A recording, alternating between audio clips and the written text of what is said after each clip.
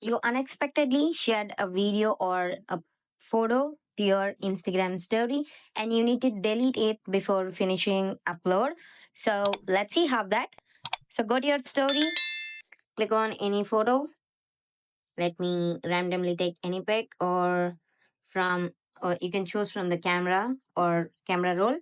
So you can click on your stories.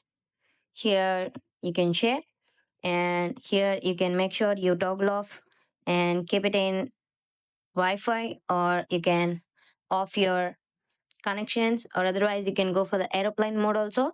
If you tap on aeroplane mode, and here if you tap on this, your status is not sent.